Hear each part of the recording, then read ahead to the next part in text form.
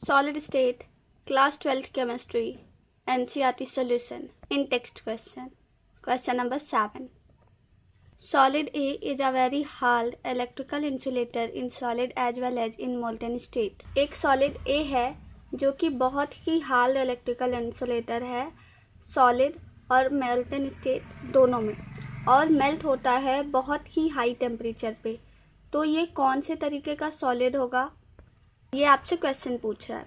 तो answer, since जो solid A है वो आपका इंसुलेटर है in solid as well as in molten state, तो ये शो करता है कि उसमें एब्सेंस ऑफ आयंस है। मोर एवर ये मेल्ट होता है एट एक्सट्रीमली हाई टेम्परेचर, तो ये एक जाइंट मॉलिक्यूल है। ये सारी जो प्रॉपर्टीज होती हैं, ये सारी की सारी प्रॉपर्टीज कोवैलेंट सॉलिड्स की होती हैं, इसीलिए ये एक कोवैलेंट सॉलिड है। मतलब ये जो है आपका जो सॉलिड है वो एक इंसुलेटर है in solid as well as in molten state, तो ये शो करता है कि इसमें एब्सेंस ऑफ आयंस है। मोर एवर ये जो है एक्सट्रीमली हाई टेम्परेचर पे मेल्ट होता है, तो ये एक जाइंट मॉलिक्यूल है, क्योंकि giant molecule extremely high temperature पे मेल्ट होते हैं। ये सारी जो प्रॉपर्टीज है ये कोवैलेंट सॉलिड्स की प्रॉपर्टीज है, जिसकी वजह से ये एक कोवैलेंट सॉलिड है। Question number 8.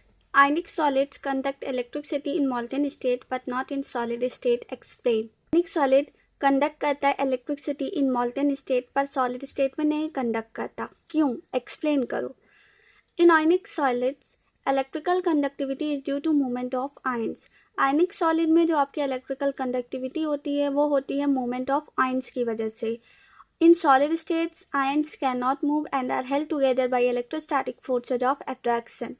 सॉलिड स्टेट में जो आयंस होते हैं वो मूव नहीं कर सकते हैं और वो एक दूसरे के साथ इलेक्ट्रोस्टैटिक फोर्स ऑफ अट्रैक्शन के द्वारा बाइंड होते हैं। देयरफॉर ये दे बिहेव एज इंसुलेटर्स, इसीलिए वो इंसुलेटर की तरह बिहेव करते हैं। Question number 9. What kind of solids are electrical conductors, malleable and ductile? कौन से तरीके के सॉलिड्स इलेक्ट्रिकल कंडक्टर, मेलेबल और डक्टाइल होते हैं? तो ये जो सारी प्रॉपर्टी है आपके इलेक्ट्रिकल कंडक्टर्स, मेलेबल, डक्टाइल, ये सारी की सारी प्रॉपर्टी मेटल्स की है, इसीलिए ये जो तरीके का जो इसमें मतलब जो इसमें आंसर होगा वो होगा मेटालिक सॉलिड्स, यानी मेटल का solid. Question number 10. Give the significance of A lattice point. Significance तो लैटिस पॉइंट का, lattice point denotes the position of a particular constituent in are crystal lattice. जो लैटिस पॉइंट होता है वो denotes करता है पोजीशन किसी भी पार्टिकुलर कॉन्स्टिट्यूएंट का एक क्रिस्टल लैटिस में। मतलब एक कॉन्स्टिट्यूएंट कहाँ होगा लैटिस में, ये चीज़ कैसे पता चलता है? लैटिस पॉइंट से। The arrangements of lattice point in space is responsible for the shape of a particular crystalline solid. मतलब लैटिस पॉइंट किस किस जगह पे प्रेजेंट है स्पेस में, ये डिसाइड करेगा कि क्या होगा शेप क्रिस्टलाइन सॉलिड का। Question number 11. Name the parameter that characterize a unit cell. मतलब हमें बताना है कौन कौन से पैरामीटर्स कैरेक्टराइज करते हैं एक यूनिट सेल को। आंसर, a unit cell is characterize by, एक यूनिट सेल को हम कैरेक्टराइज करते हैं first its dimension along axes A B C, उसकी जो डायरेक्शन होती है along axes A B C dimension. Second, angle between axes, angle between जो हमारे एजेज के होंगे, जैसे जो अल्फा होता है वो बिटवीन बी एंड सी बनता है, जो बीटा एंगल होता है वो बनता है between A and C, and जो गामा होता है वो बनता है बिटवीन ए एंड बी। और फिगर ये दिया है, आप देख सकते हैं ए बी और सी आपके एजेज हैं और अल्फ़ा जो एंगल है वो है between B and C, A and C के बीच में बीटा है और ए एंड बी के बीच में गामा है। Question number 12. Distinguish between option A hexagonal and monoclinic unit cells. मतलब हमें डिस्टिंग्विश करना है बिटवीन हेक्सागोनल और मोनोक्लिनिक यूनिट सेल्स में। तो सबसे पहले हम एक चार्ट बनाएंगे। तो सबसे पहले जो हमारा पहला एक्सपेक्ट होगा वो होगा पॉसिबल वेरिएशंस। इसमें कौन कौन सी आपकी वेरिएशंस पॉसिबल है?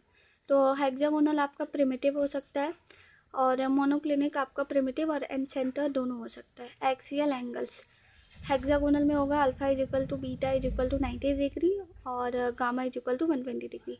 और मोनोक्लिनिक में एक्सियल एंगल होगा alpha is equal to gamma is equal to 90 degree, beta is equal to 120 degree. Axial distance hexagonal में होगा a is equal to b does not equal to c, monoclinic में होगा a does not equal to b does not equal to C. Example होगा hexagonal का graphite ZnOCdS, और example होगा monoclinic का Na2SO4.10H2O monoclinic sulphur. ये chart आप अच्छे से अपनी कॉपी में ड्रॉ कर लीजिए। Part B, face centred and end centred unit cells के बीच में डिस्टिंग्विश करना है। तो सिस्टम होगा पोजीशन ऑफ लैटिस पॉइंट, यानी लैटिस पॉइंट कहाँ कहाँ पे है। तो फेस सेंटर्ड में होगा at the corners and at the face of each centre, सारे के सारे कॉर्नर्स पे और सारे के सारे जो फेस है सबके सेंटर पे। एंड सेंटर पे क्या होगा, एंड सेंटर में at the all the corners, मतलब सारे के सारे कॉर्नर्स पे होगा, और जो सेंटर होगा टू एंड फेसेज, यानी दोनों एंड फेसेज के सेंटर पे होगा।